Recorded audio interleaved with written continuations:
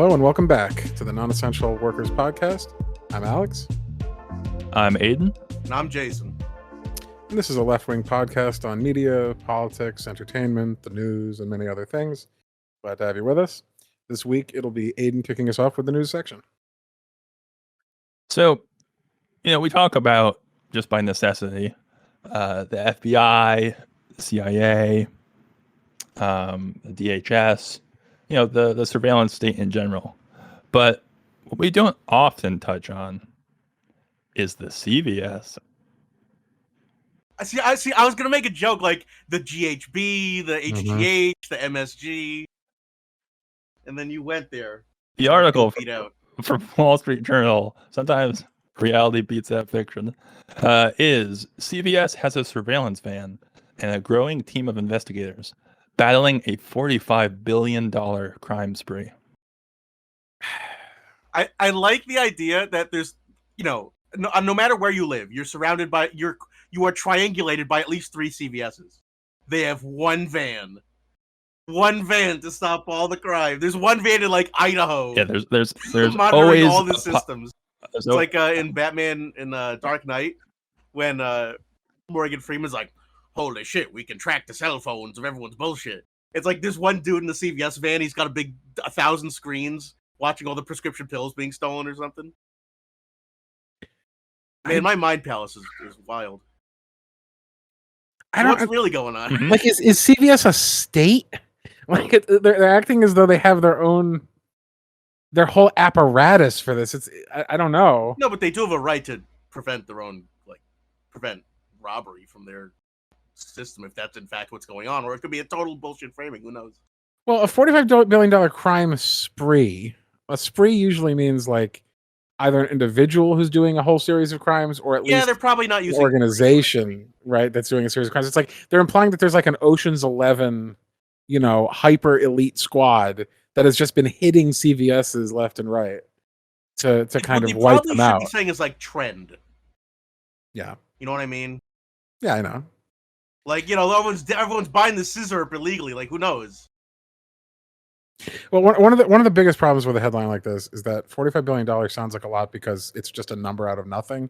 What it should be is $45 billion crime spree out of their total earnings of, $3 trillion, whatever the fuck it is. Like they need to put it in context of what their earnings are so we understand what percentage of their income is being lost to this. Right, whether this is serious or this is nothing. Because we don't know what CVS's, annual earnings are. This might be trivial. We know it's high. Yeah. We know this is trivial compared to this could be like 0.5% of their income and be like, all right, also, we don't know if this $1 billion crime spree is from all of time or this year. Who knows? Once again, the article gives you no chance to fully understand what's going on. And also whether they're insured, how much of this they're actually paying for out of pocket. Well, what the crime is. Yeah, and what's the crime? Is this theft? Is this like misrepresentation of wages? Is this like prescription drug medications being incorrectly applied? Like, I don't know. This one we almost do have to read a little bit of. This one deserves like a paragraph read. I don't know. I feel like that's giving us too much. Like, what's the crime? Exactly. It's up to you guys. Okay, here's the crime that I suspect, based on the way this article is written, is like people are coming in and like grabbing medicine, right? Or like people are coming in and like pretending that they have insurance and they don't, or people are coming in and somehow defrauding the medical component of it. Because CVS is a pharmacy, right? For those who aren't familiar. And even though it sells other things, the bulk of its financial transactions has to do with pharmaceuticals. So I'm imagining that people are like falsely reporting somehow what their insurance is or somehow scamming them out of drugs. That would be my guess. Fuck it, I'm reading it. All right, cool. They got me. I'm curious. Wall Street Journal strikes again. And of course, they've changed the title since you first found it.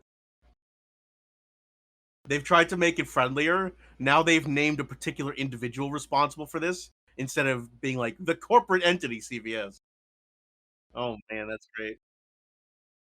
So do we want to approach this one as if we have then read it, because now we've read it? No, I haven't read it. Once again, I don't have the thing that lets me read all of Wall Street Journal's articles, so I only read the first 2 sentences. Whatever. I've only read like 2 paragraphs of it, so I guess we're in the same place, Jay. I mean, I have pretty much the same opinion before and after about it. So.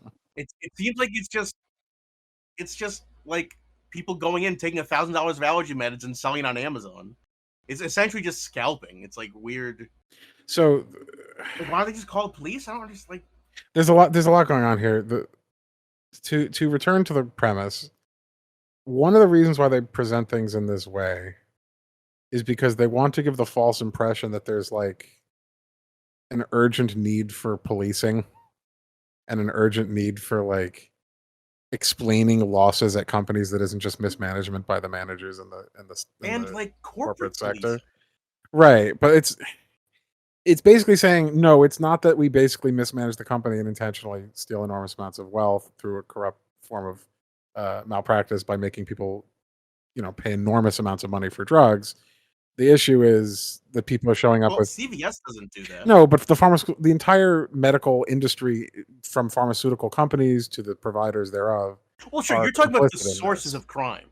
Like the ultimate because stuff's too expensive. Right. The ultimate source of this problem is the capitalization, like the financialization of what should have been a social service, which is the providing of healthcare and pharmaceuticals. Right. And the fucked up thing is having this forced onto the retailer. The retailer is not responsible for the prices. That's the pharmaceutical companies, as you say. But basically, if there is crime in which people are stealing pharmaceuticals for either their own use or for resale, the only reason why that's even a profitable enterprise, let alone a necessary enterprise for certain individuals, is because they don't have access to them, depending on their health insurance situation normally. If they're doing it for resale, that's a little less justifiable. No. But what I'm saying is there wouldn't be a huge resale market for it if people had access to cheap and affordable medicine. Well, sure. But what I'm saying is people who are stealing it because they need it is different than people who are stealing it to sell it. Like gangsters making money during Prohibition could only make that money because Prohibition made it hard to get alcohol. If you create a artificial scarcity, sure, but the gangsters were still scumbags. Like, it's not a question of whether they're scumbags.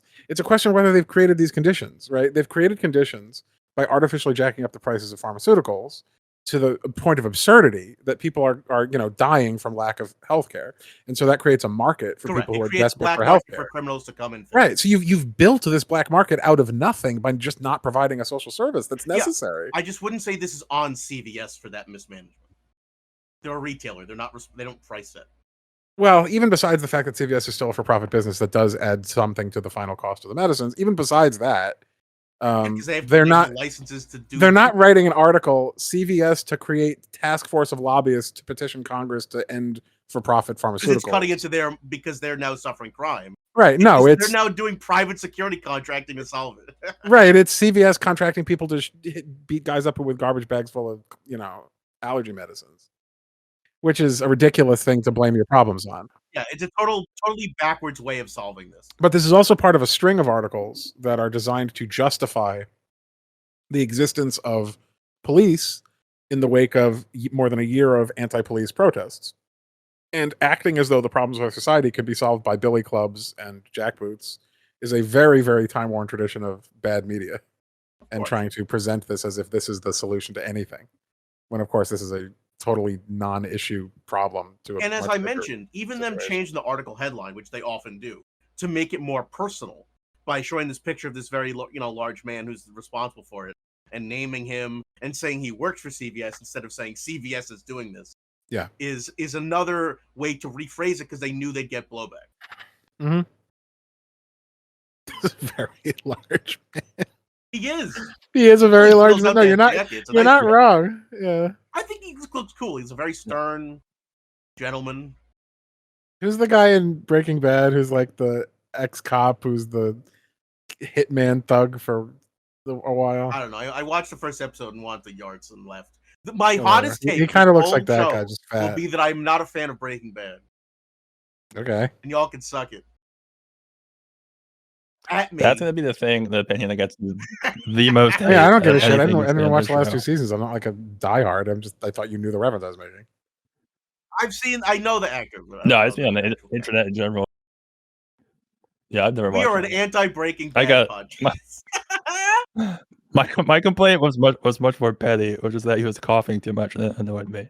Okay. All right, so let's just continue in the same vein with my little corporate corner for now. Welcome to Aiden's corporate As we will corner. move from CVS. New segment. Exactly. From CVS to Amazon. But staying with the Wall Street Well, that's Journal. the other part. That's hang on. Pre-interrupt. That's the other thing that we don't mention. The article, the CVS article says that these criminals are reselling it on Amazon. How does Amazon let you sell fucking prescription, sell allergy medicine on their website? What the fuck, Amazon? Don't you have any quality control? Because they famously don't upon third-party vendors. We're letting criminals sell illegal narcotics on Amazon. Well, the criminal probably says like, "Hi, I'm Garbanzo Pharmaceuticals. Want to buy drug?" You know, like they just have to put in a fake. They have to put in some sort of fake name that they're a pharmacy. But Amazon is also partly responsible for this because they're letting this. They're facilitating the transactions of this crime. Amazon would sell you like human organs and plastic guns if they right. Get away with in it. 50 years, that's what. Yeah, you'll be able to get a hard on Amazon. Yeah, we're years out from that. Yeah. Fortunately, they are doing some things well. As the article title is, "The way Amazon uses tech to squeeze performance out of workers deserves its own name, Bezosism." What? So, yeah, that's a good answer. Yeah.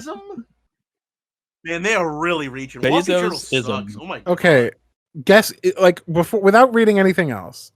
Is this a compliment or an insult? Do you think? Well, it makes me think of like Maoism. That's why I chose. Well, that is also what I was thinking. Think bad, but the problem is his name ends with S, so it's like Flanders is. It's always Bezosism. Yeah. But seriously, do you think the Wall Street Journal is saying this is good or bad? Because I don't know. Well, they say deserves, which is like a positive for I don't know. You could also say someone gets their just desserts. You know, someone deserves nothing less than you know. There's ways of using that negatively. When you call anything an ism, it's usually bad. Like, because I mean, any common sense ethical assumption about squeezing workers to the bone and not letting them shit would be that this is bad. But it is the Wall Street Journal, and this is the God Emperor Bezos, who at least briefly was the richest man in the world. Right? Isn't this the journal he owns? No, that's a journal. No, what's he on? Washington Post? Oh, yeah, no, this is the Murdoch Fox conglomerate. Yeah, that's exactly why I chose it, because that's a serious question, as ridiculous as it is. I think if I had to guess, I would say that like there's some light wrist slapping, but there's still like a kind of undercurrent of admiring how brutally effective they are with all of their surveillance and technological and managerial innovations. Yeah, it's probably some kind of sick perverted. Because I actually agree with you that I think it's probably positive because they use the term performance when they should use the term life.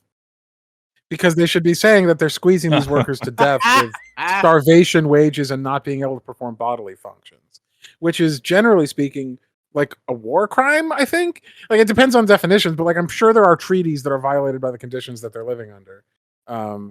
Filling his bailet with the workers' blood. I mean, I know at least one Amazon warehouse worker, and he basically, this is even before the pandemic, he basically confirmed that, yes, you really do not have time to go to the bathroom. You really do not have time to, like, blink. Like, anything that even slightly slows production gets you demerits and you lose income that you can't afford to lose because you barely have enough in the first place. So, like, this is in a relatively affluent state of Connecticut. So, this is like, these are heinous and like atrocious working conditions, even within the milieu of bad working conditions.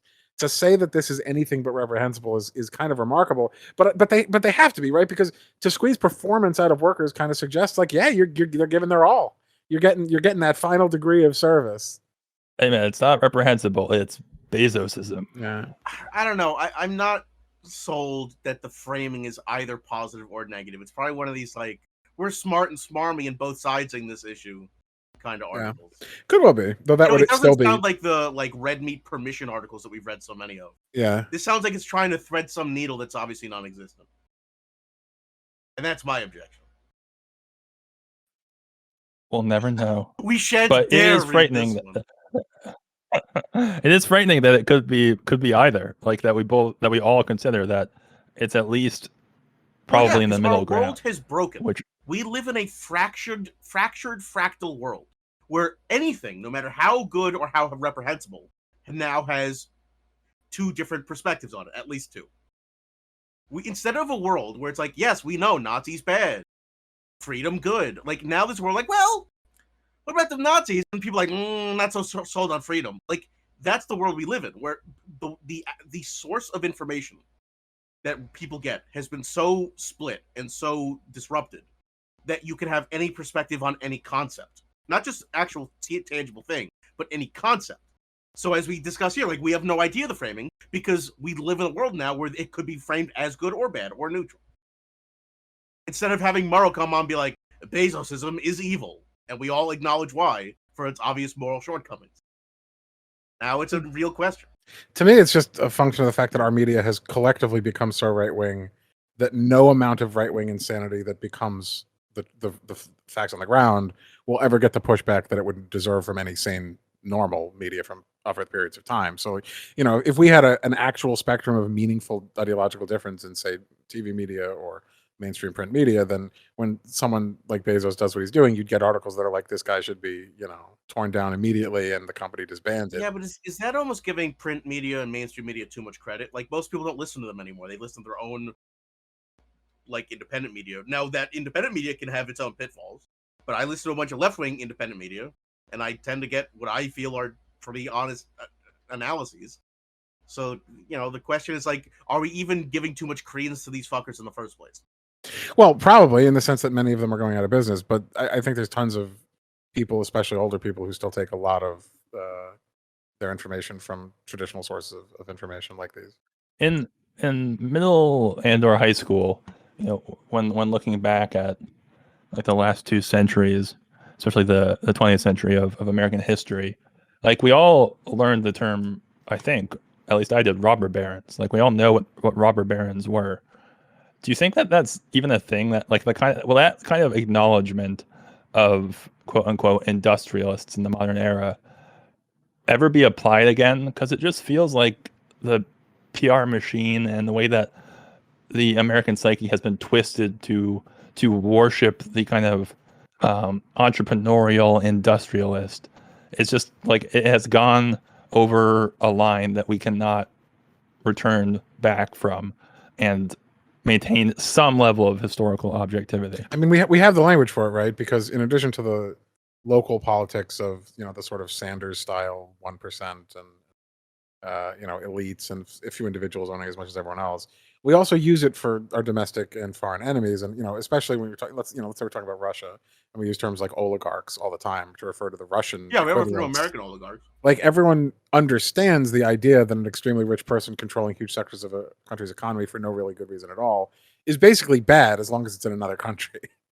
So we already kind of have the ideological groundwork to do that. We would just have to be willing to take that concept and apply it to ourselves. We just carve a national exception for ourselves. Yeah, so I think the issue is less that we don't understand and that we're not willing to face ourselves in the mirror the way we're willing to look at everyone else.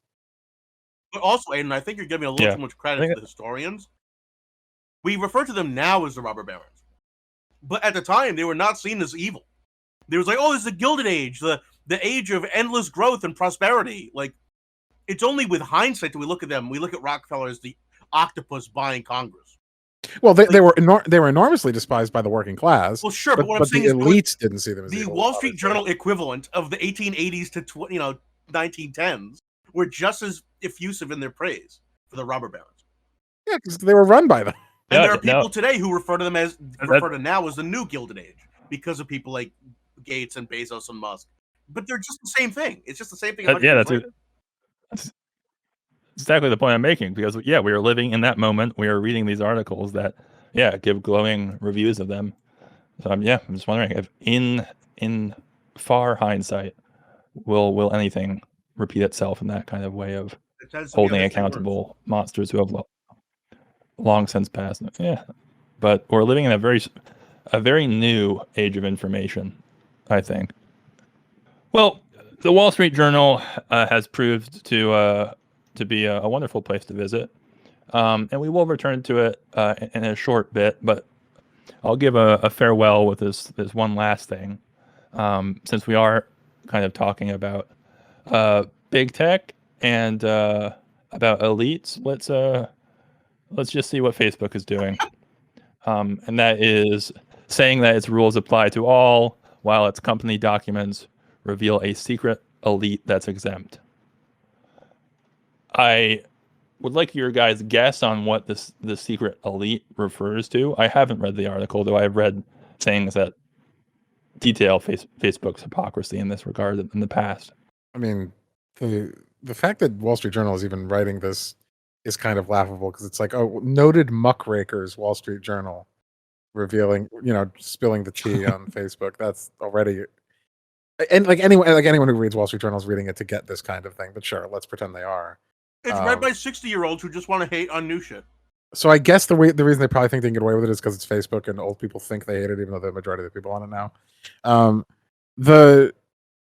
The elite that I'm assuming they're talking about are the U.S. government and its members who have already shown they can get away with hate speech and violence and horrific shit on Facebook without being censored.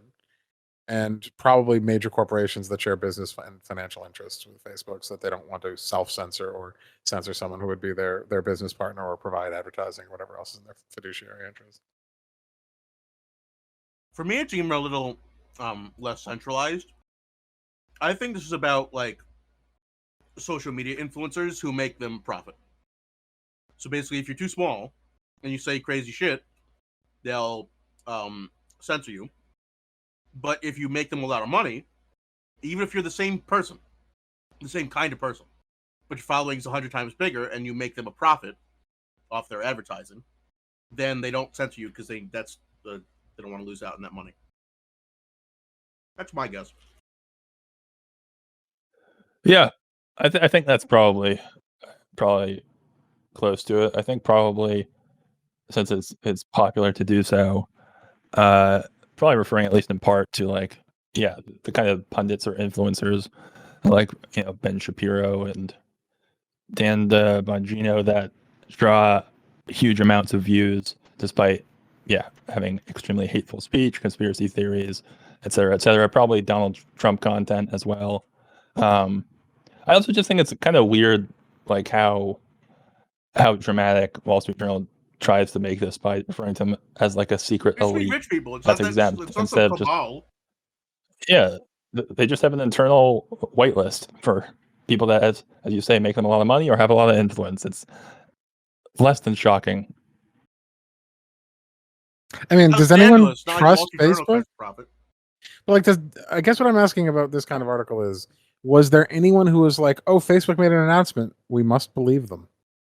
Like, as if anyone trusted Facebook to be honest and show integrity in the first place, which I don't know who still believes that or ever believed that. That seems like a really weird thing to assert, as though Facebook was like a trusted institution and not a private company that from the beginning was gross. Yeah. Yeah, I think Facebook has been so proven so many times to be manipulative and hypocritical and just gross and corrupt. I think even like the boomers and older who use it regularly only really trust like the community group pages that they visit every day about whatever they talk about. Everyone gets to feel like a spy. Everyone gets to feel like an agent. I trust my Facebook mom groups, but the rest of Facebook is evil. And then the left-wing people are like, I trust my Young Turks, David Pakman subscriptions, but everyone else on Facebook's evil. Everyone gets to feel like they're in some fucking Cold War spy thriller where only they have the real secret source of knowledge to reality, and everyone else is just, crocodiles swimming through the water. And so everyone gets to feel special. Everyone gets to feel that their conspiracies are the right ones, and the correct ones, and the good ones, and the justified ones. And that's what Facebook breeds. Facebook is really good at siloing people off into their belief spheres. So this fits perfectly, where you trust totally your sources and distrust totally every other source that's not your own. And Facebook allows that kind of tribalism to breed. That's their entire profit margin and their advertising model.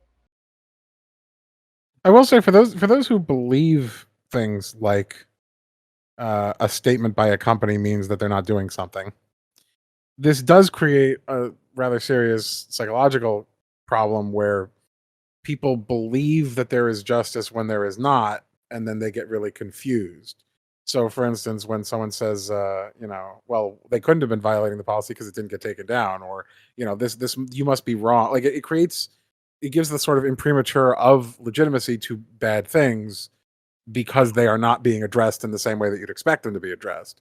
So this is a legitimate thing to be upset about because it creates essentially a double standard by which someone can evaluate what is legitimate and what is not.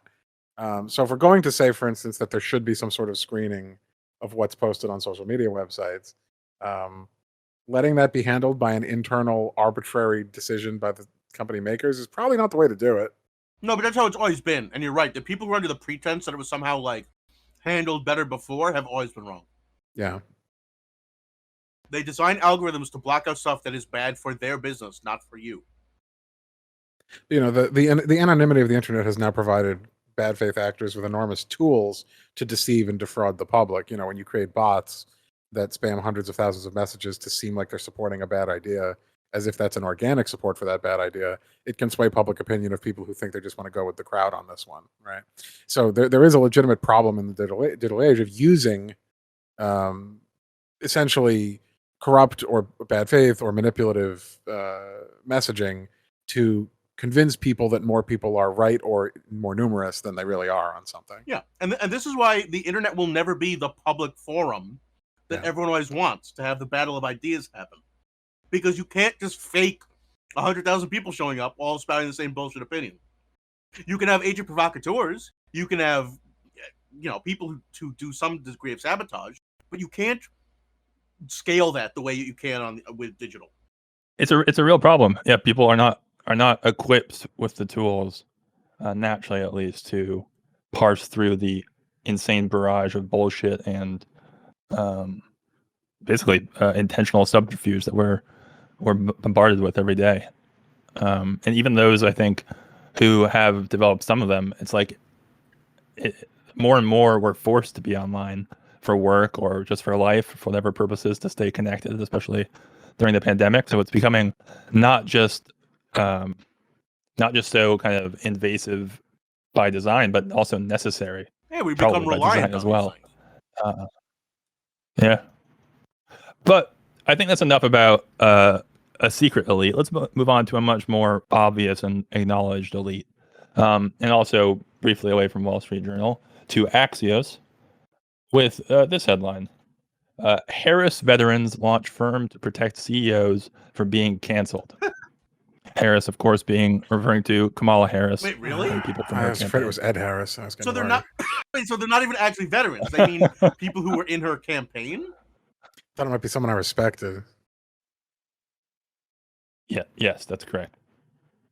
People from her political veteran. Her wildly successful campaign for president. Yeah, and all the veterans from that. Don't try to steal valor from Harris veterans. Jesus Christ. Here's another way to write this. This is political elites form corporate firm to protect corporate elites. That's all it means. Protection from being canceled means protection from the consequences of your actions. So, yeah. Is there what else is there with tomorrow's weather? Is there a job on Earth that is more insulated from cancel culture than the CEO of a company? The only people you are accountable as the CEO of a company are the stockholders, specifically the board of directors or whatever that determines whether you're making them enough money each quarter.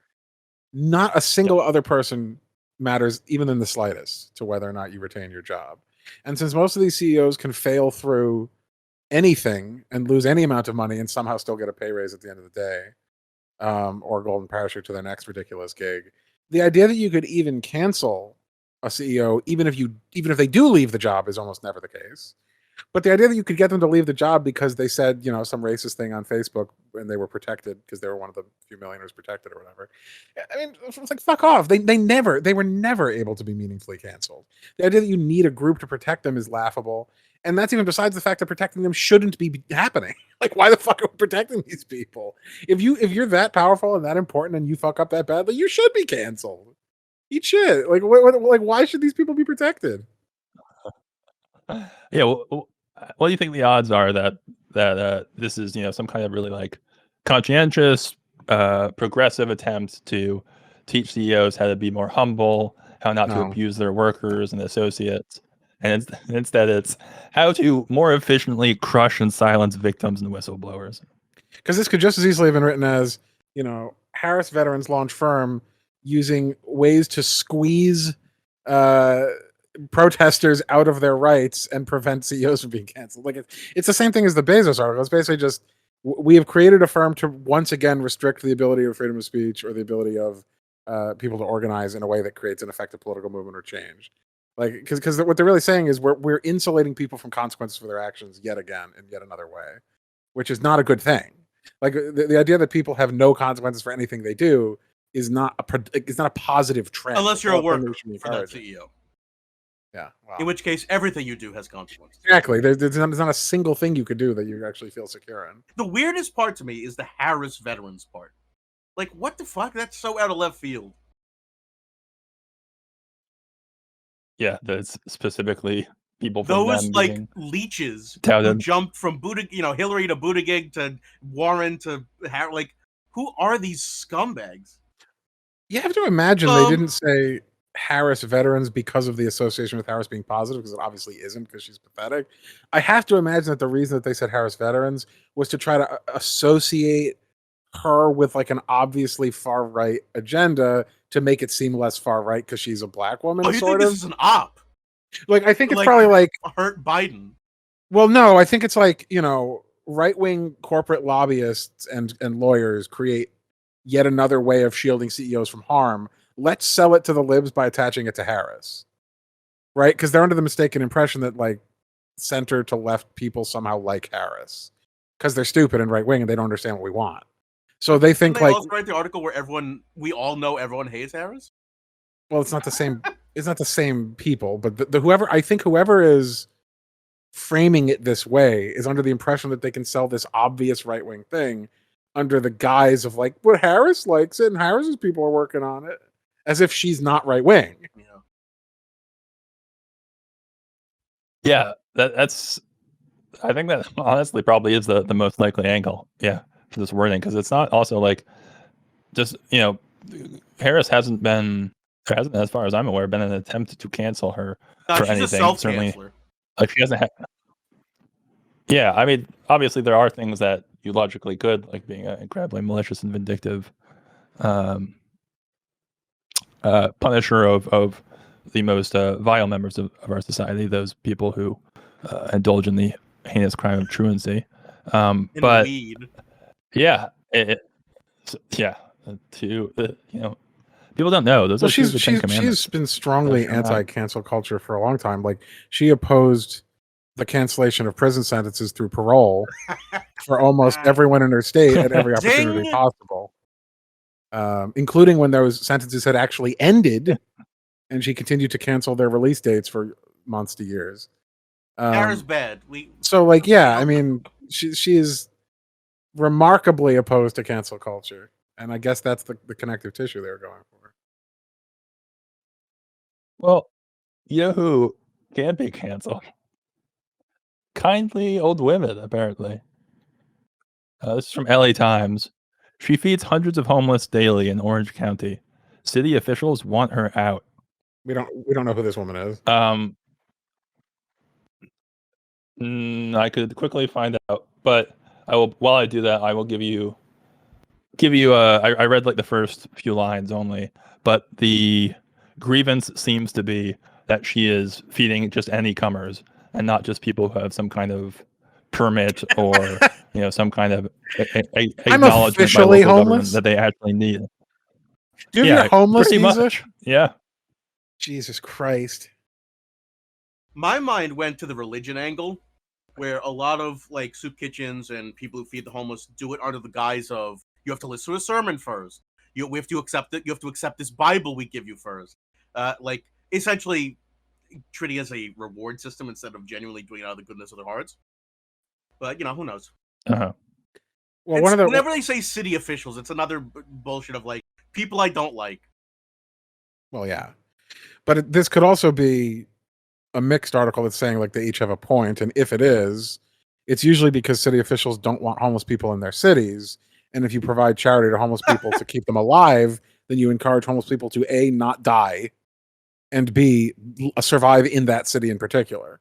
And so, as part of the campaign against the survival of the homeless that most cities participate in, they generally don't like or in some cases even allow the distribution of life-saving resources like food and shelter and medicine to the homeless, especially by private groups, because that might, in their minds, continue the problem of homelessness longer, as opposed to letting it peter out of its own accord.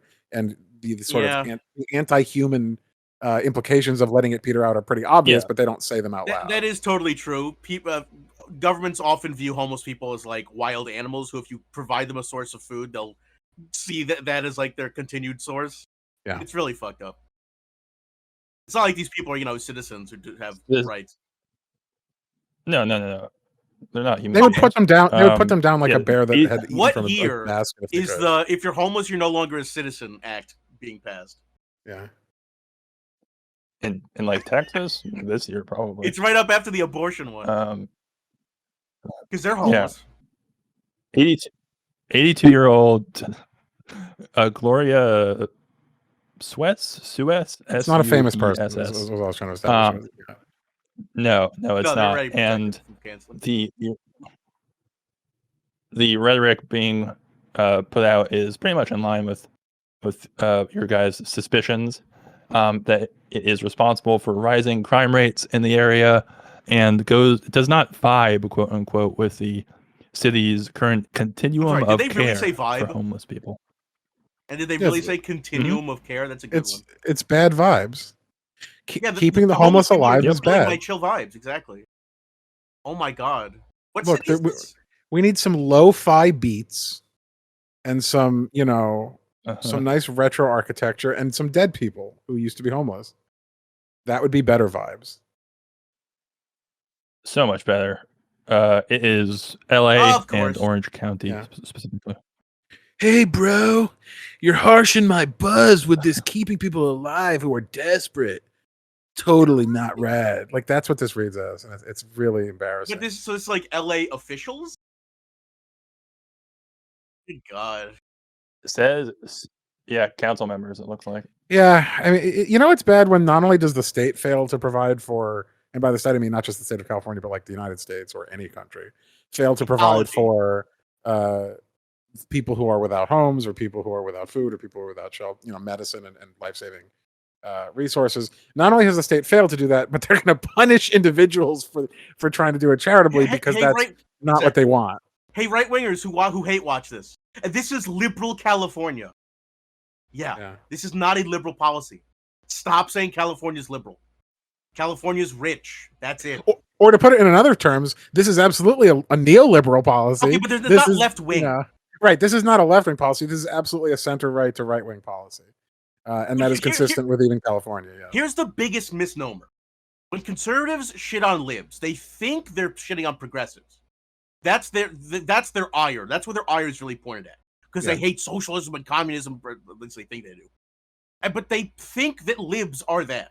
It's the greatest political confusion of our age. Thinking that some San Francisco, housing director who's some horrible corporate scumbag is somehow progressive because they want like brown people in the seat more. Like, this is not a left-wing policy. Stop pretending California's left-wing. It's obviously not. It never has been. I'd like to say briefly, the housing rates in LA are so insanely high that you could be someone who was like working in a tech field with like a 6-figure income before the pandemic and be homeless right now.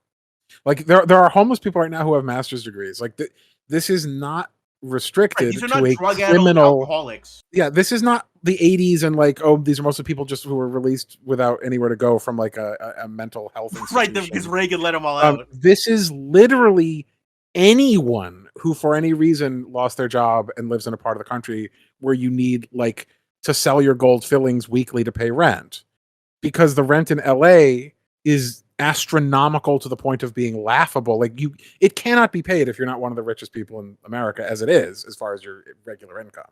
So the idea that homeless people are somehow a criminal element is absurd on its face. Most of these people wouldn't have been criminals even besides what I'm talking about, but they're certainly not going to mostly be criminals when anyone could be homeless at any time if they lose their job for like 5 minutes. And once again, it's just shorthand for black people. Yeah, well, yes. Yeah. It's always the same thing.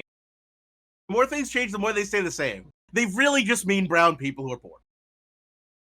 That's they actually don't even mean homeless, because you can, exactly, Alex, you can find all these caveats. Like, well, this guy's homeless. Like, yeah, well, we don't mean him.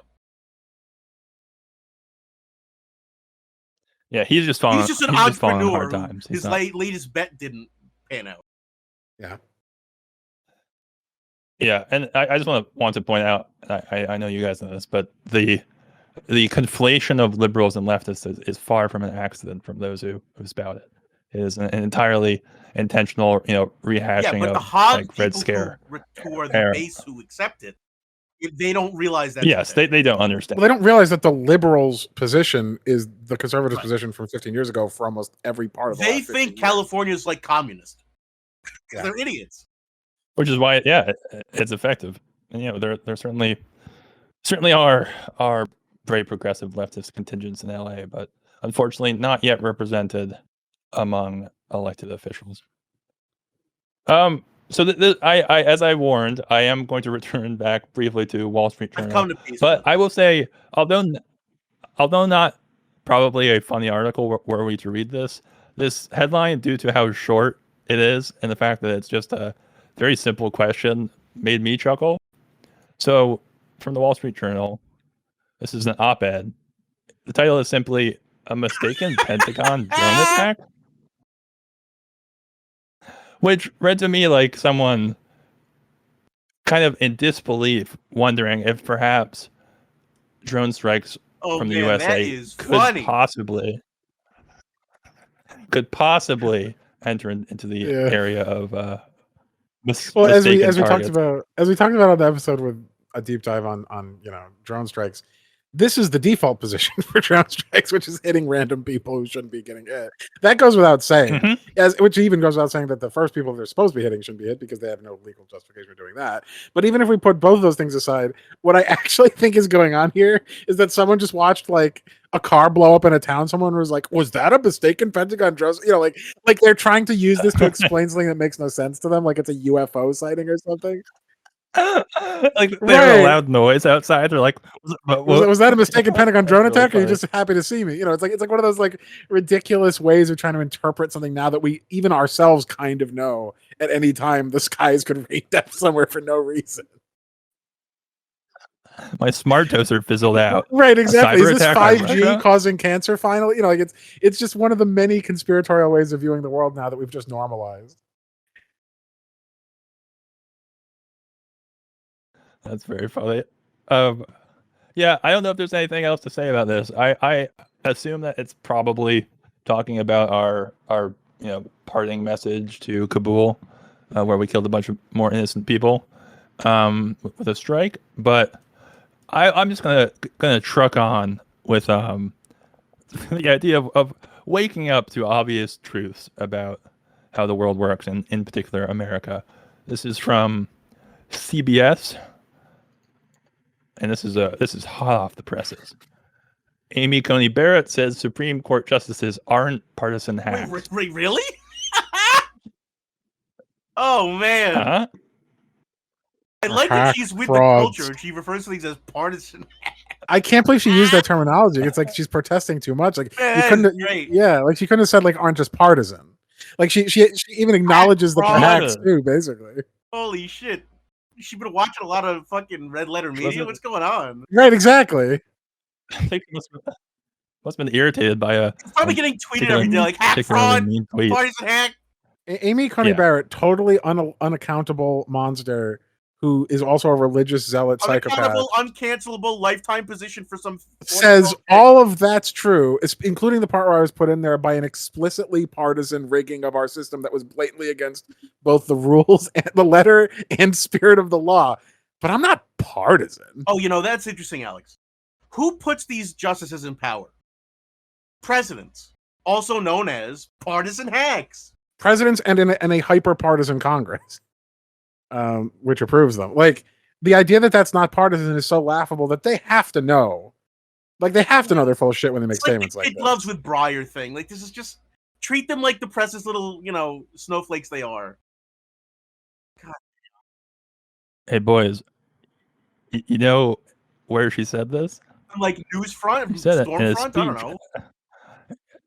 She said it in a speech at the McConnell Center, named after Mitch McConnell. The McConnell Center for helping turtles. Like, holy shit!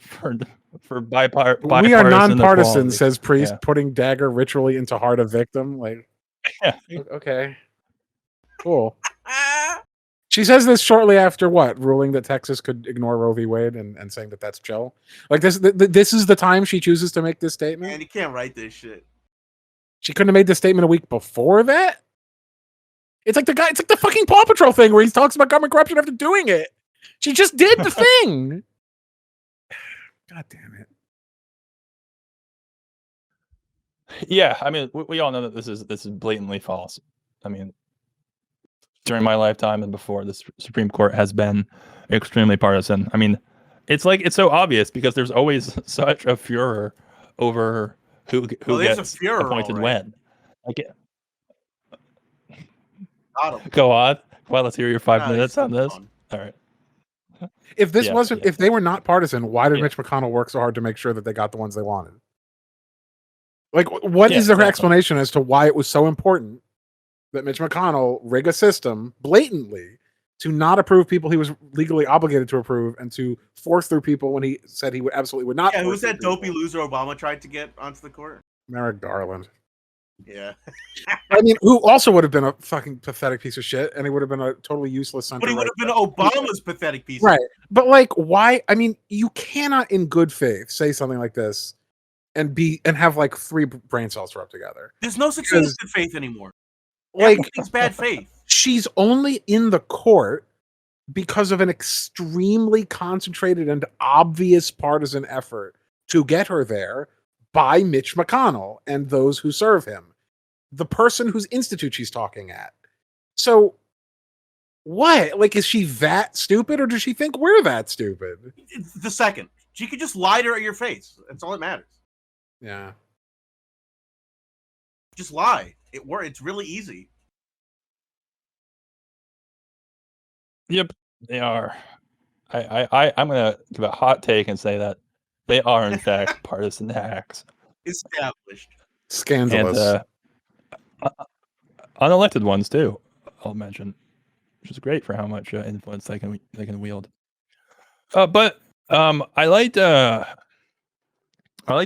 phrasing of what you called Merrick Garland as a pathetic loser, because this next article also manages to completely avoid talking about a pathetic loser it probably should in the headline.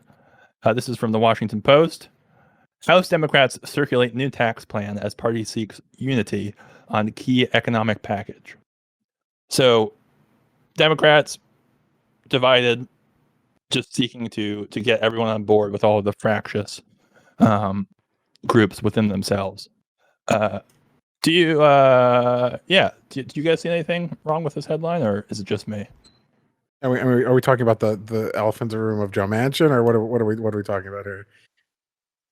That's what I was thinking as at least the first topic, that it presents it as like a broad ranging issue, when, like, if you've been paying attention to any kind of news cycle outside of this one headline, there's just but he's one a scapegoat. person. It's not just one. It's multiple people. But so here's the logic here. Here's some inside baseball for people.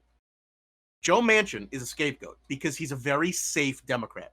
He will not get primaried. He will not get beaten by a progressive. So Joe Manchin gets to be a martyr who says, I will reject anything progressive the Democratic Party pushes forward. But what he's really doing is providing cover for about 10 other Democratic senators who are in more vulnerable positions, who could get primaried and could get beat by Republicans in their races, who also don't want to vote for the thing. So Joe Manchin, because of the way the numbers work out, it can be the only Democrat who has to veto a thing for it to die. But he's providing cover for many other people who also want the policy to die. Yeah, but I agree, and that's good to explain. But it's like it's the same as the Mitch McConnell argument that he's not really like the great evil because he is just taking flack because he's safe in his position That's and his he's job. perfectly His willing to job do is to so. take that kind of flack. If you're still doing that and doing it also because you're getting a bunch of lobbyist money, then you're still the person in the way, you know? Because otherwise, yeah, if he didn't, then these more vulnerable members of Congress would possibly be ousted for people that we might actually agree a bit more with. I think I think it is very good to explain that, but I don't think it. There's a fundamental contradiction, right? Because the Democrats, year after year, will say, "You have to vote for us, because otherwise the Republicans will get their way in Congress, and then we're fucked." And then they get into power and they go, "We can't do what we said we would do because we have all these right-wing Democrats who won't go along with us." So it's a catch-22, because if we vote for the far-right Democrats that are now the sort of power node of the party around a Biden presidency and a sort of Pelosi Congress, well, then they're just going to do what the Republicans wanted anyway. And if we don't vote for them, then the evil Republicans will win, right? Because we're not allowed to just vote for better Democrats in the primary and let those people win and not have those people get foiled by the party leadership, because that would be cheating and letting good things happen. That's not supposed to happen. Yeah, but that's the catch-22 the Democratic Party's tried to sell America for. Exactly. So they really have to pick. Otherwise, we should just tell them to fuck themselves and never vote for them, which is either you have to do what you say you're going to do, which is to meaningfully differ from the Republicans across an extremely large number of policy issues, which they currently do not differ them from on, or you need to move out of the way and let someone else run for office who can actually do it. Because their current position of you always have to vote for us, but we never have to do what we say, is an obviously absurd and self-serving position. But that is what they hold. Just vote for us so that the Republicans don't win, and we're not going to do a fucking thing. And it doesn't matter, because under Biden, the Republicans get their shit passed anyway. Yeah. Like, they can just do it on the state level. And then they have the Supreme Court, so they can totally bypass Congress and the presidency, because they could just beat stuff on a state level and then pass it into law in the Supreme Court. The Republican Party has been allowed by the Democratic Party to totally bypass the legislative and executive positions. That's the game. Yeah. It's a like with that kind of context and view on things. I hope anyone who has some kind of misgivings about how people chose to demonstrate over the last couple of years understand why people feel so fucking desperate all the time is because our system gives us so few ways to, through official means, turn the screws on people who are betraying us at every turn. You might even think that they're not, because you're not poor definitionally, you're not homeless. But if you are not an elite, if you are working class in any sense of the word, then trust me, you are being taken advantage of, whether it's your vote, whether it's donations to blue campaigns for senators like Manchin. It's the same thing in the end. But there are people fighting back against this kind of capitalist hellscape that we live in. From maybe a predictable outlet, a publication to get a message like that. This is from Jacobin magazine. About time. Let's have a little bit of fun. Let's turn it a bit away and instead hear about the anti-capitalist T-Rex helping write Chile's new constitution. What? So while we suffer in America, it sounds like Chileans get to enjoy a revolutionary T-Rex helping them undo some of the harm that Pinochet did when he wrote their What does that even mean, an anti-capitalist T-Rex? 8-year-old me would have loved this headline. Like the idea of you're fighting against bad people and you're a dinosaur? How do I get that job? How does current you feel about it? It's still pretty sick. Like, I'm not gonna lie. I don't know what it means. Because unless they're saying Jurassic Park has become real and they've recreated it's like Jurassic World where Chris Pratt can talk to the raptors. Yeah, and the Raptors like the marginal tax bracket needs to be adjusted. Like I don't know what like. It's just the fucking stupid fillable outfit that everyone uses. Okay. Is it like a gritty? It's like a mascot now for left wing politics somehow. I was really tempted to read it, and maybe I should have, considering the amount of confusion. But I just thought it was very funny. I assume yes, it is some kind of activist, progressive activist or left wing activist has chosen to How it's adopt helping this kind rewrite of the T-Rex Constitution? suit. And If only rewriting Constitution was All that right. easy in America. Jesus I Christ. think Well, I see, think I have it though. Remember what happened to Salvador Allende? okay. Nope. Well, Uh-huh. I mean, he was cooed by the U.S. He was cooed by the CIA, right? All right, I should just assume. And Pinochet, right? And it was famously the U.S. helped a fascist general murder a socialist leader of Chile and institute a coup that put death squads on the streets and a right-wing government in power for decades. But if I was a leftist in Chile today, you're damn right I'd be wearing a T-Rex outfit and not using my real name. You're just too obscure who you are. Right? Like, I'm not going to fucking say my name. I'm going to be like, yeah, I'm the T-Rex. You know? Yeah, balaclavas are out. T-Rex. No, there's actually a very strong logic to this when you consider the history they've had with us. Well, unfortunately, the very first two words are this person's name. Or is it?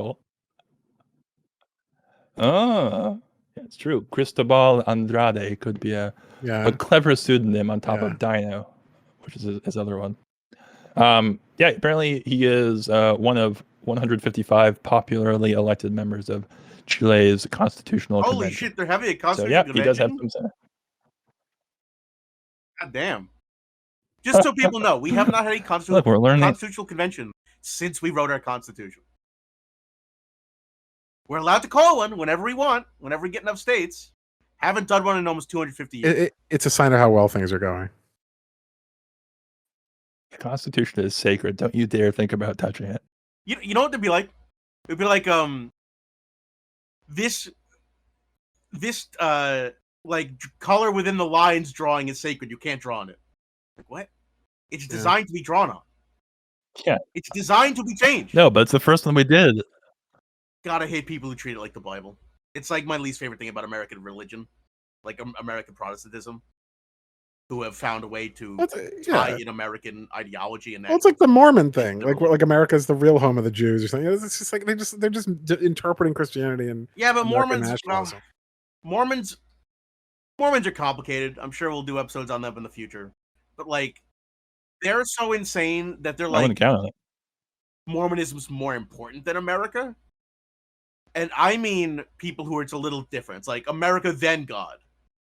Well, the reason... Go ahead. Or it's like God and nationalism, you know. Right, exactly. That was the point I was trying to make, which is that Mormons literally mix Christianity with American nationalism as their founding ideology. Right, but they do so officially. I mean, your average smooth-brained American Protestant who's like, when God and Jesus wrote the Second Amendment, like those people. Those are my least favorite. I like them less. Such a thing as possible. I know, it's pretty funny. But yes, it is incredibly frustrating. But yeah, I mean, I think that's also just we like it's not just religion. Even secular people within I would say unholy reverence, raise the Constitution up as sacrosanct and untouchable. It's a very weird level of kind of spiritualism for people who don't even take that extra step of tying it to an established it's religion. Like the Emperor of Man. It's a corpse. It's supposed to be a living document, yet we treat it like it's dead and unchangeable. Well, I find the most ridiculous thing about it. The most ridiculous thing about it is that they're treating the Bill of Rights as the logical extension of the rest of the articles of the Constitution, despite the fact that it was a hostile amendment added by a different political faction with a wildly different political ideology. It was a strong central government parchment with a whole bunch of amendments designed to restrict the power of that strong central government. Those are wildly different positions, and they're acting like they're the same position. It's like, if you love the Bill of Rights, you probably don't love how strong the federal government is, and vice versa. Like these were written by antagonistic forces for a reason, and so the people are just like, I love everything in the Constitution. It's like, no, you don't. No one does, because almost by definition, these are ideologies in tension. They're not a coherent ideology themselves. These are competing forces, and to act as though you love both of them makes no sense. Yeah, it's very upsetting. I'm gonna stop thinking about it. Yeah. I mean, I think it's a pretty good principle in general not to rely upon people from several centuries ago to tell you how to live your life in our modern world. But that's just me, I suppose. You're not my dad. God's my dad. Exactly. Yeah. You're not my boss or my dad. Only God can judge the Constitution. 2 thumbs down.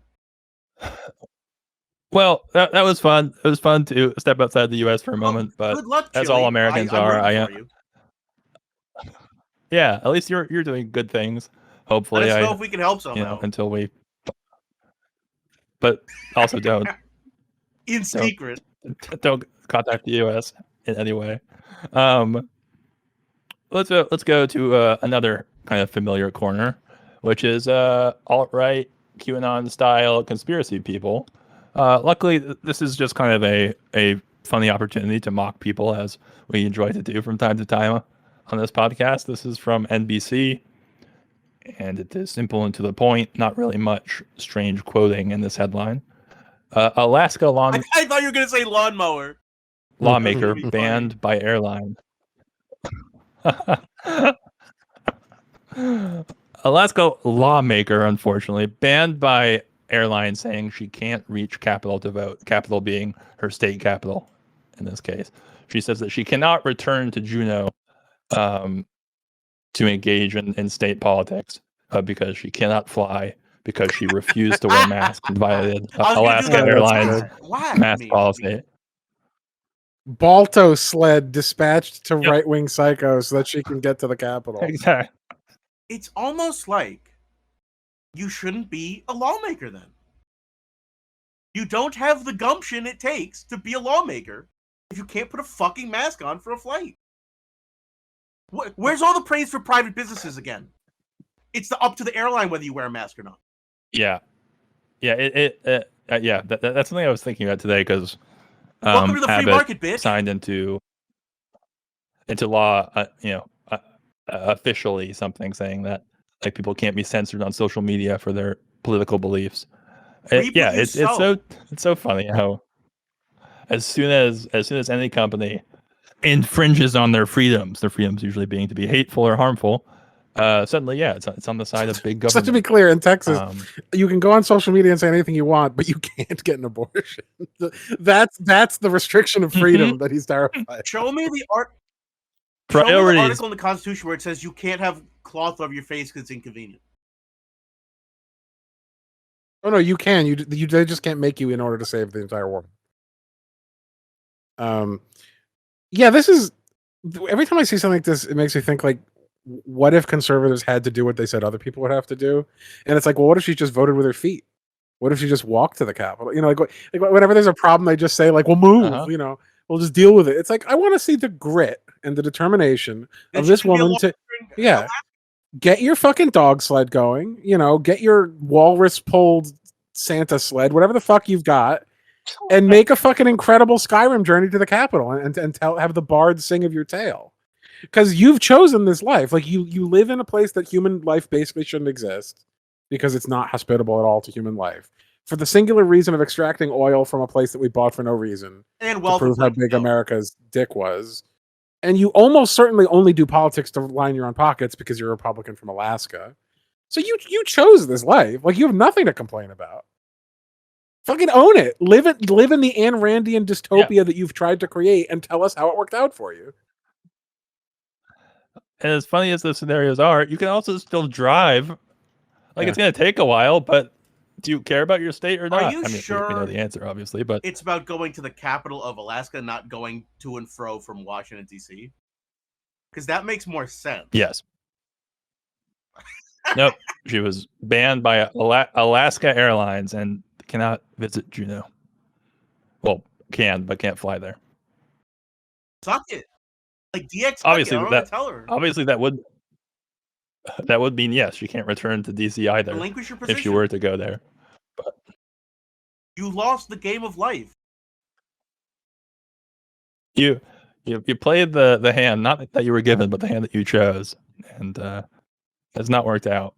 It seems like I'm trying at least as much to continue segues that at least have some logic to them. So let's continue with people being held responsible for their choices and responding. Why with doesn't she team shocked up with Pikachu Harris to face. prevent herself from being canceled?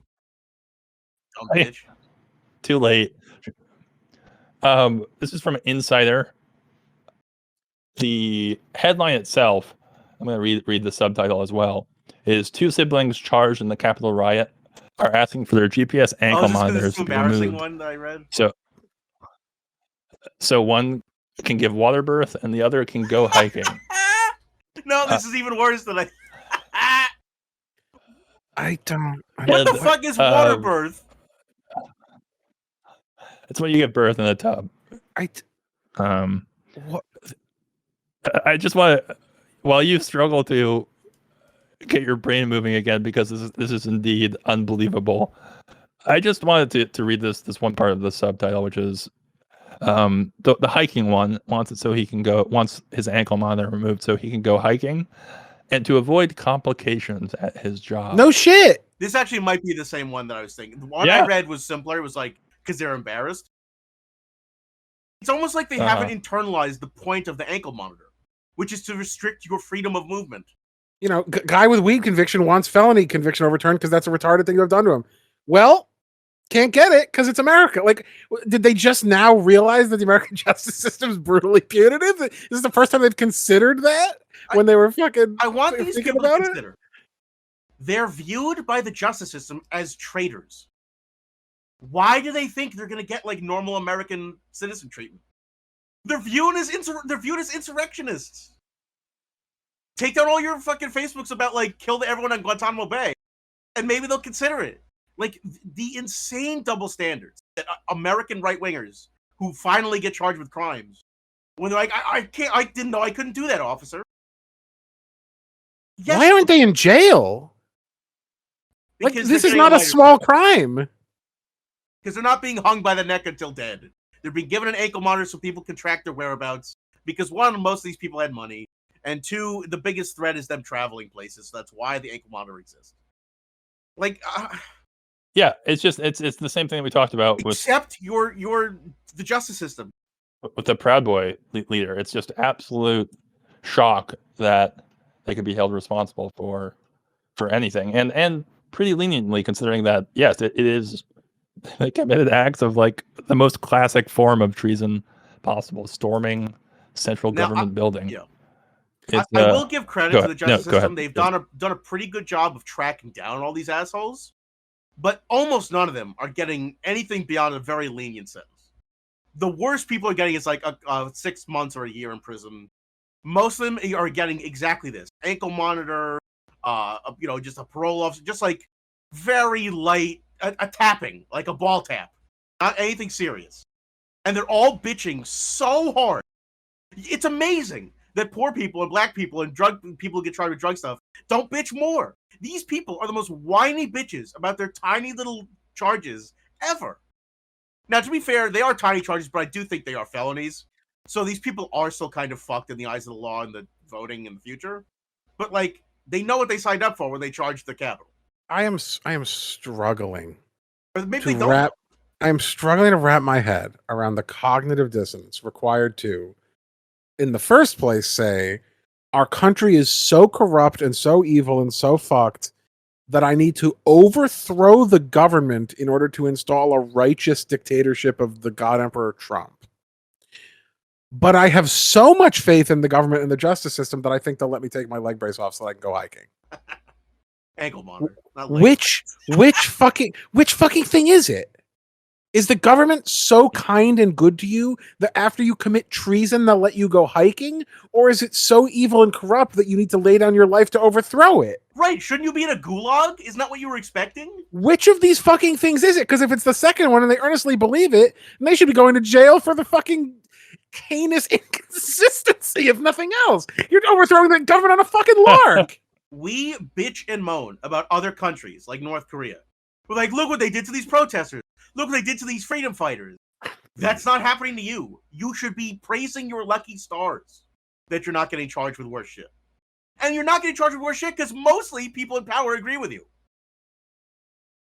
These people like this, tried to overthrow the government like they were going to Six Flags. Yeah. Like they thought it would be a good time. They made a vacation of it. That's what most Yeah, of them did. they were going to DC to hang out with their fucking mom or whatever, or their bros, and overthrow the government for fun because they're white people and they know there's no consequences. That's literally what this feels like. Also, keep in mind, they come out of it going, how could there be consequences for this? I thought I could overthrow the government without consequences because I'm white. That's literally what they think. Keep in mind, there are ways to change the government, as we've talked about 10 minutes ago in this episode. They don't want to take any of those choices. And left-wing revolutions typically don't leave the Democrats in power. If there's going to be a left-wing revolution in this country, everyone's getting the axe. But these people, they want a right-wing revolution. So all it means is make McConnell and more powerful and make Trump president forever. It's not even a real revolution. It's just let the Republicans win everything and get rid of the few Republicans who I don't feel are Republican enough. It's not even a real revolution. It's just hack fraud. They just partisan hacks. They're like, wait, I thought I was allowed to be that. The worst. Yeah, I mean, it's bewildering. Like as you said, Alex, the cognitive dissonance, the delusion. Like, yeah, they clearly just thought they were participating in some kind of fanatical theater more than anything else. But unfortunately, despite them, trying to box with phantoms, fascism is encroaching on the U.S., as demonstrated by this tragic headline from Fox 13. No sexting or masturbation on duty, Utah Police Oversight Council rules. There isn't any, or there should not. Wait, are be you any. sure this is not from Reno 911? Isn't that in Utah, or is that in a different state? What if they gave us one? They- You could sex, but you couldn't jerk off Yeah. at the same time. One Yeah. union Oh wank. my god, this shit's hilarious. In the high Middle Ages, the Catholic Church was facing a celibacy crisis when they started enforcing celibacy on their priests, which they only did because of property disputes. There was nothing in the Bible about actually being celibate, which is why they're the only church that does it. And the Pope realized, well, this is a problem because it's going to lead to a molestation crisis, because even then they understood that. So the Pope passed a pornographic edict in which they passed out tablets with incredibly crude medieval hand-drawn pornography so that all the bishops could wank. And that way, they would not do molestation. And you know what? They were ahead of their fucking time. Because if they'd kept that up into the 20th century, we would have had a lot fewer problems. This, even besides the absurdity of the headline, when you let people vent, right, through masturbation or sexting, whatever the fuck, they're less likely to, abuse their wives or rape people, which is a very common thing for police to do, unfortunately.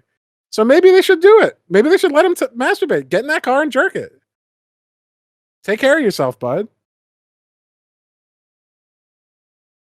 Yeah, I that's one of the reasons I chose it, besides just being funny on the face of it, is that there are so many worse. I mean, I say worse. This doesn't even really seem like an abuse at all. There's so many police abuses targeting the vulnerable and the public, their partners, whatever, as you say, that this is such a weird mismatch of priorities. I mean, yeah, sure. I guess by commonly accepted decorum, you shouldn't be jerking off while you're clocked in. But is that really what we need to worry about? And is it also they're sitting in their car trying to catch people driving 5 miles over the speed limit? It's not a real job. They're not doing anything. Why can't they jerk off? I would like to encourage every traffic cop to jerk off on duty. Right. So and that not they can arrest bust people for fewer no people. reason. They Yeah. can bust, but they can Right, bust exactly. I was fewer about to say. Yeah. I wholeheartedly endorse Good. That's good. your constitutional right to fight this policy and wank in the car and stop arresting black people. I think the entire police department should resign en masse because they can't wank. Just like they do for every other thing that they try to get restricted on doing. Yeah. Right? Is that what like the? Isn't that Yeah, there's some I mean- department in like Mississippi? Yeah. They all Yeah. resigned because they have to wear masks Yeah. or something like that. Or no, it was the getting the vaccine. It was something like that. All right, you can take away our masks, but you cannot take our wanking. Yeah. I would respect that more for sure. Hey, take my tax dollars. And wank all over them. You know, they could, yeah, they probably cover at least an hour of your wages. Jeez. if not The more. image for this one is Um, Braveheart as he's being torn apart, but with a police head on, and the face is him wanking. You have to do that now. Oh God. You have to Photoshop a police Yeah, Braveheart's exactly. Well, it's basically the face he's making anyway as he's dying. Yeah, it's true. It's true. I'll get on Anyway. that. Yeah. Freedom.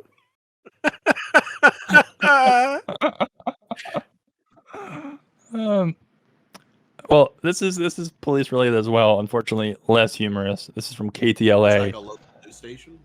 And in LA, and it is I'm briefly going back to the central premise of this section, which is looking at how headlines are constructed. Deputy clicks in LA County Sheriff's Department are likely I growing. actually know study a bit finds. about this. This is way worse than they made it seem.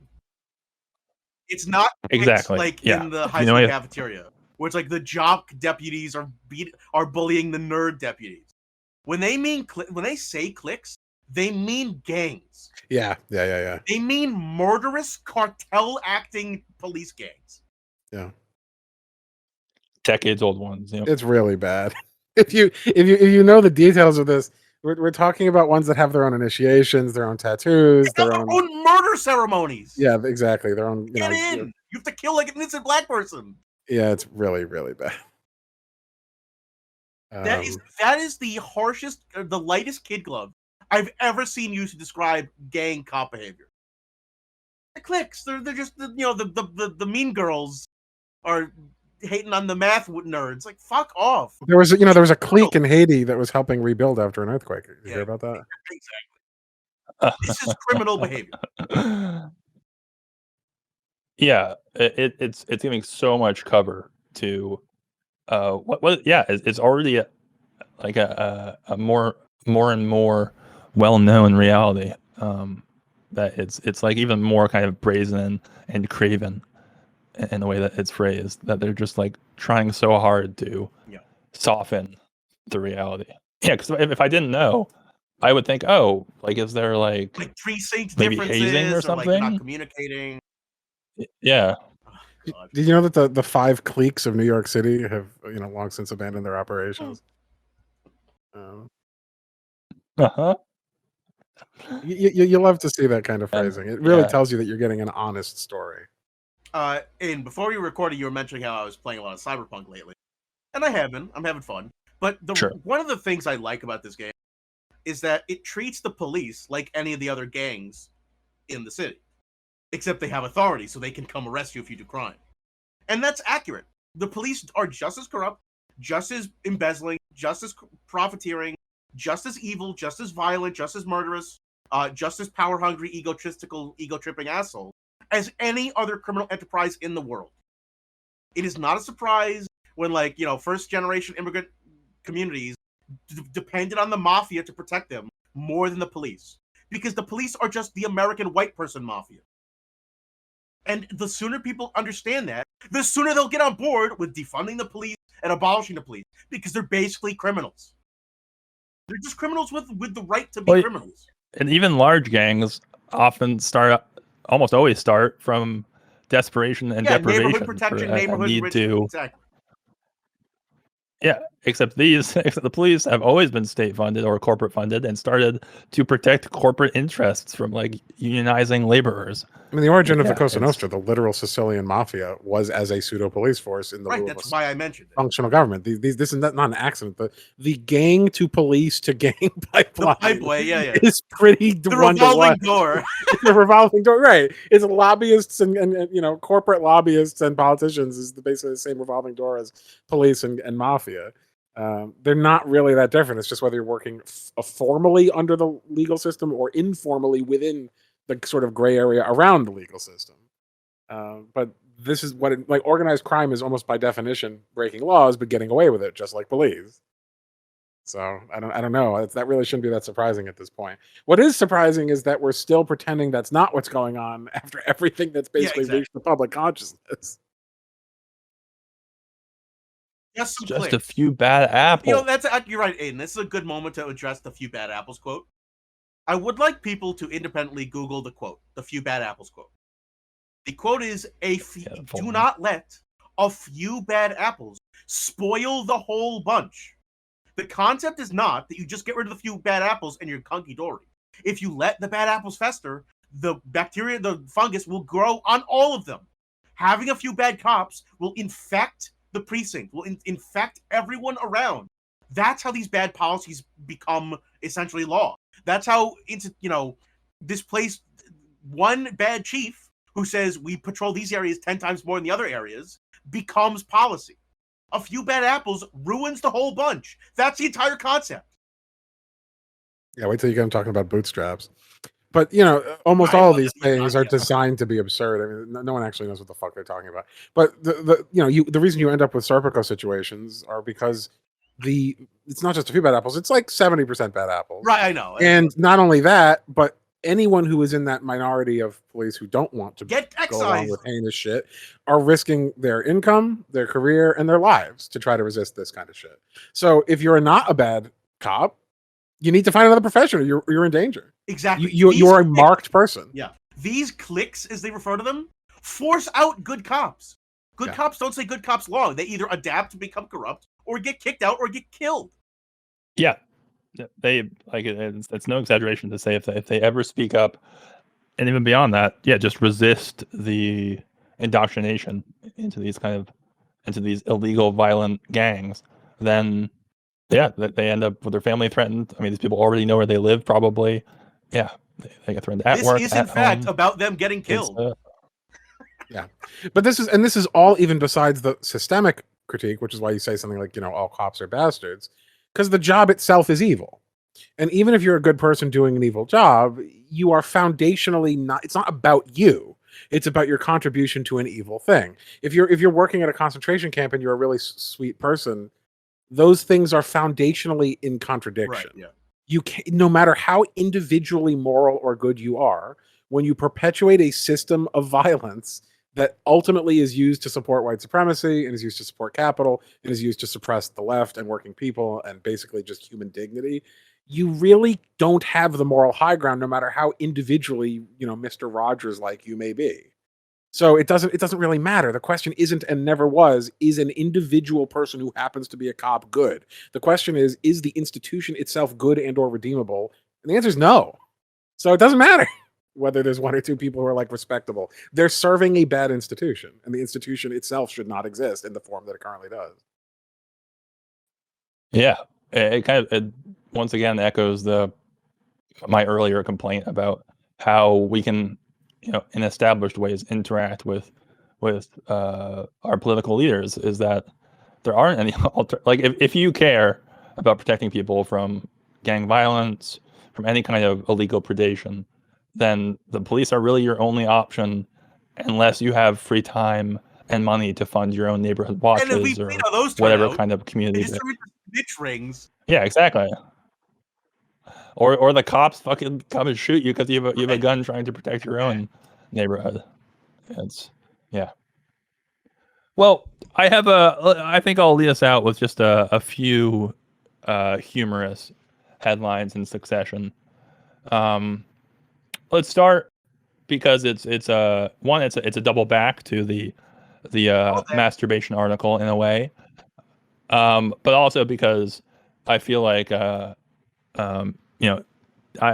have visited the religious side of things in several of these episodes, so I would be missing out on continuing a newfound tradition were I not to. This is from Spanish News Today, something that we all read daily, I know. Catholic bishop refuses exorcism from Pope and moves in with erotic I heard of satanic author. Wait, what? It's actually really great. I wish I hadn't already read the article, but wait, the Pope tried to do an exorcism? the office of the Pope, I believe, offered it. I don't think the Pope himself. Because they have to they do paperwork on. Yeah, they have to be like, all right, do you want an exorcism? We got a 4 I love how o'clock. bureaucratically they treat it. Yeah. It's really funny. No, I'd rather move in with this person that I like. But like, and, have a great unironically, time. it's like a woman writing, erotic fiction.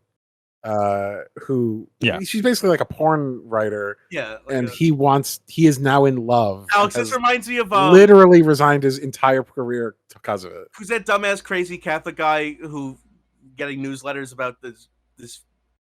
The guy that Chop will make fun of all the time. And he had that article. He's yeah. My wife is having Orthodox exorcisms, guy. like exactly just getting cucked. This reminds me of that very much. I can't wait until she breaks up with him, and then he's like, "Well, I'm Rickety Cricket from Always Sunny." The power of your balls is much stronger than God, apparently. To give up your entire, admittedly fraudulent, evil career for this woman presumes much. Is all I'm saying. It speaks very loud. It speaks volumes. That's funny. I like. Now he's doing what to me is unambiguously a good thing for the world. Is it a good thing for him? I don't know. Good luck.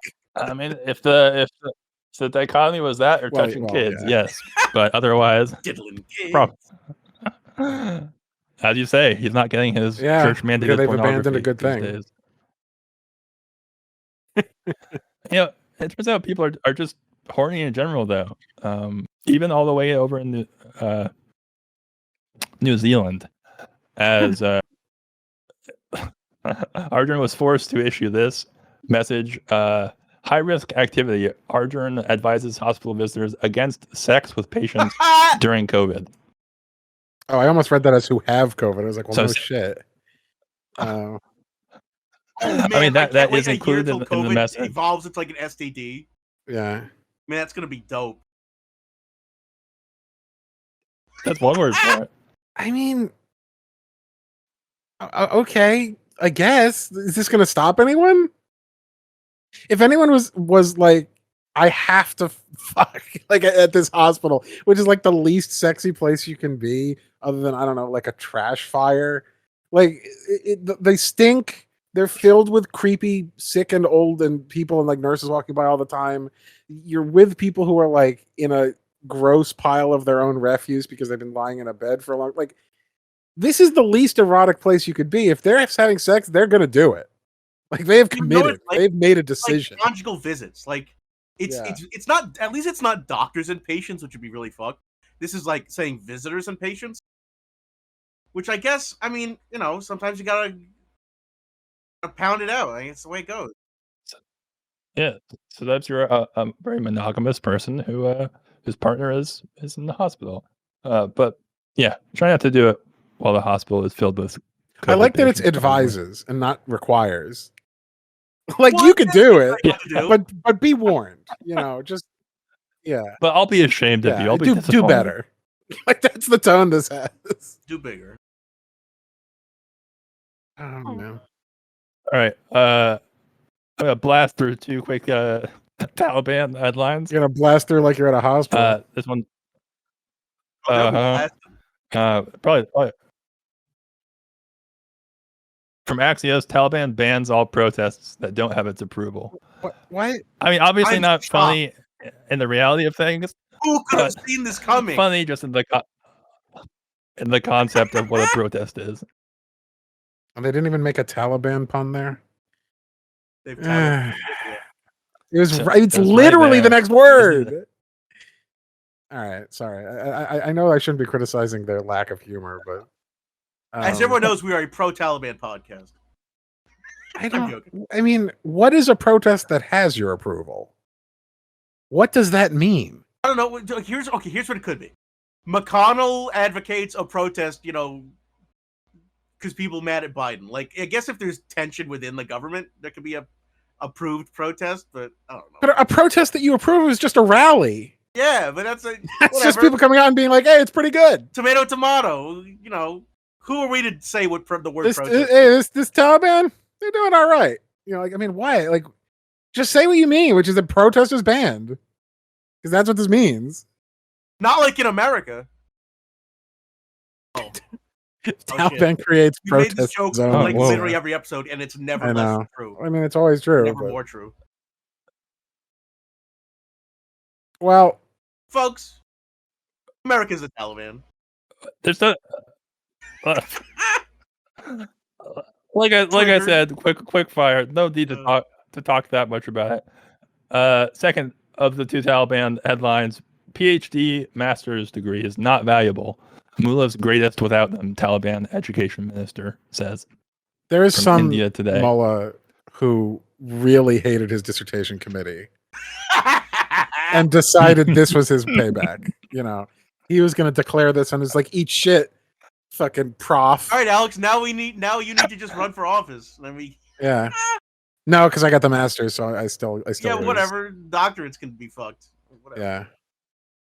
Yeah. That's honestly kind of the vibe I got from it. Obviously not that exactly, but like I don't need it. We're Yeah. cool.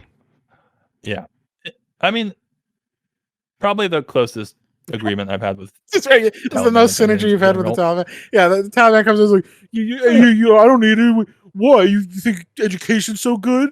You big dick in me? Like it's like, Education banned. this is like an Always Sunny grievance. It's just really impressive that this is the Taliban. Like this is them putting their best foot forward to impress the world. I mean, they've always been trash. No, I know. It's just they had 20 years. No they one's writing couldn't article come like, up with man, Taliban really sprucing things up in a- Afghanistan. they had 20 years to hire a PR guy. Is all I'm saying. They're slack-jawed idiots.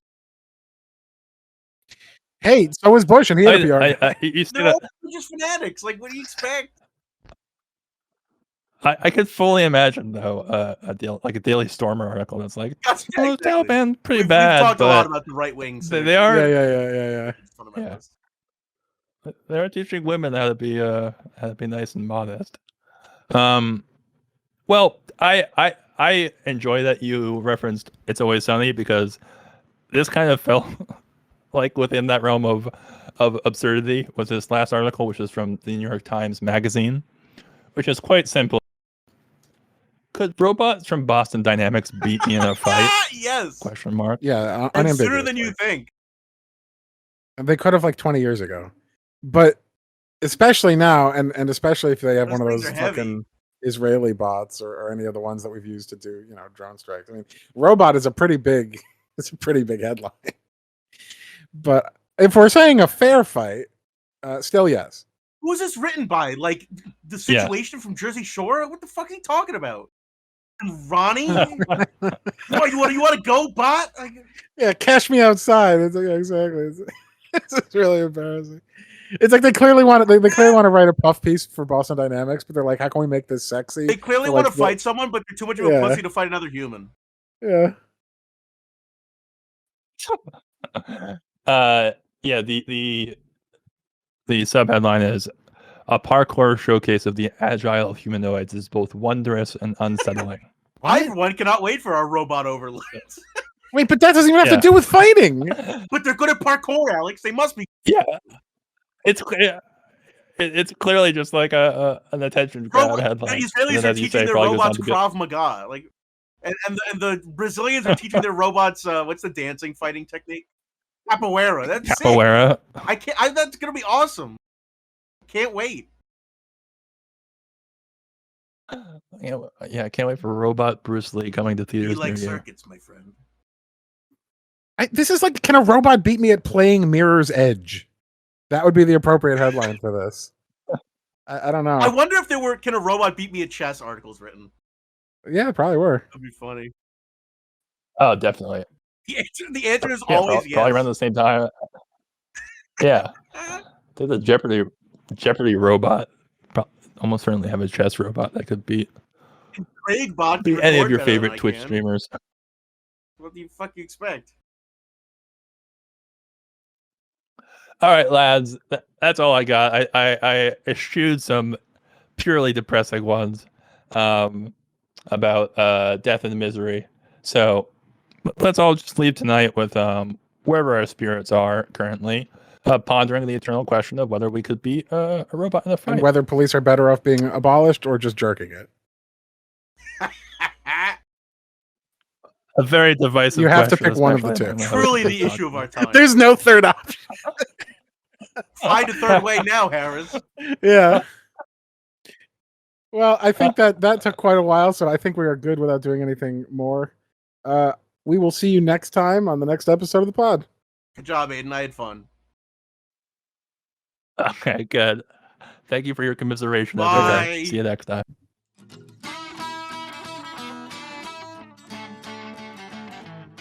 Hey, thanks for listening to the show. If you enjoy what we do here at the Non-Essential Workers Podcast and you want to support us, please check us out at patreon.com/non-essential workers podcast or by clicking the link below. For $5, you get access to the Patreon feed and twice as many total episodes. How many more? I'll say it one more time for the back. Twice. Anyways, thanks and see you next time.